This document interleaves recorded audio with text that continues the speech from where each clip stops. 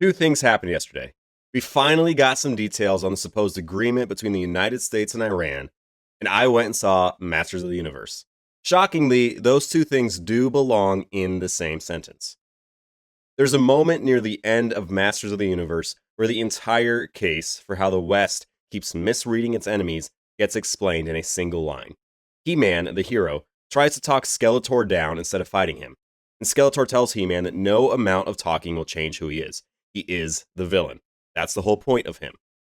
I want to sit with that line because it explains exactly why we never should have agreed to a ceasefire with Iran, and why this new agreement will, in all likelihood, be broken. Before we get to that, let's quickly talk about He-Man. I was not a He-Man kid growing up. I think his era was before mine, so I went in skeptical. But the movie was good, genuinely funny, and the action was fine. But there's a turn near the end I want to flag, because for a minute I thought we were headed for the lib ending. You know, the one where everybody talks it out and gets along. He-Man spends his time on Earth working in an HR office, learning how to talk to people. He's chosen to wield the almighty power of the sword specifically because he has the power of empathy and understanding. So you can kind of see where the script is wanting to go. But then Skeletor slams the door on that. You can't negotiate a villain into being something other than a villain. That is who he is. Now, that isn't just a movie lesson. That's a foreign policy lesson, and it's one that we keep forgetting. We in the West assume that everyone is like us. We assume everyone values freedom, that everyone values security, that everyone wants the same quiet life that we want. That is not the case. In much of the world, freedom is not the highest value. Nationalism is, strict adherence to faith is, the spreading of that faith is, not freedom. In Iran, the leadership does not value freedom. They value power, they value control, they want to spread their ideology, and they won't trade away that ambition because we spoke to them politely.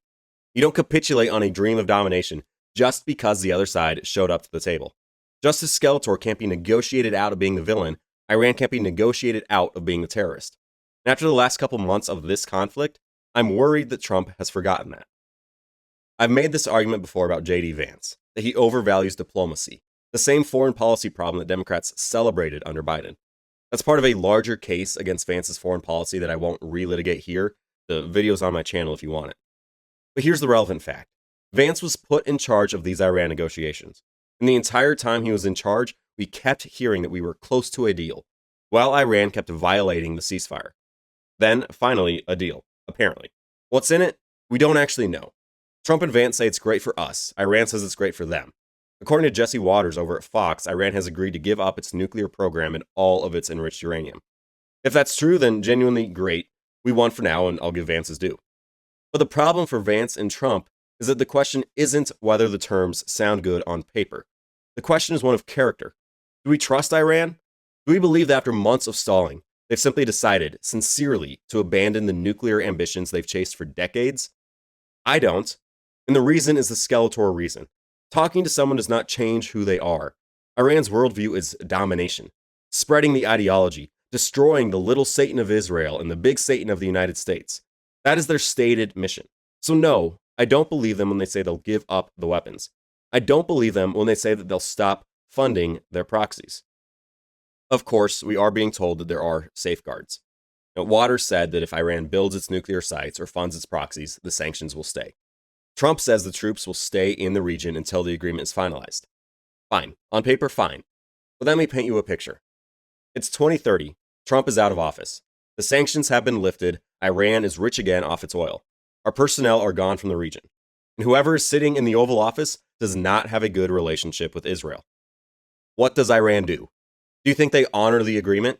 Or does all that new money start flowing to the proxies? Does it start flowing back into the nuclear sites? You cannot negotiate your way to a new person. You cannot negotiate your way to a new regime. You cannot negotiate the hatred out of a heart or the ideology out of a terrorist. So while Trump and Vance go celebrate, I'll be honest with you, I hope I'm wrong. I hope the bombing was enough. I hope we reached the people in that regime who are genuinely afraid of what the United States and Israel can do to them together. I respect deterrence that actually deters. What I don't respect is mistaking a pause in their ambitions for a surrender. Here's what I would have wanted. To go at them until they were begging us to come to the table.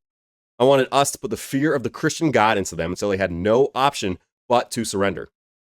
Instead, we got a few weeks of fire, then a pause where we nicely asked if they were ready to talk, then more fire, and then finally the claim that they were ready to talk. But they already showed us who they are. During the ceasefire, the one that they agreed to, they lied constantly.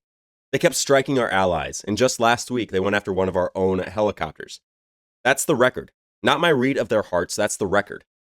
They preyed on the American instinct to negotiate.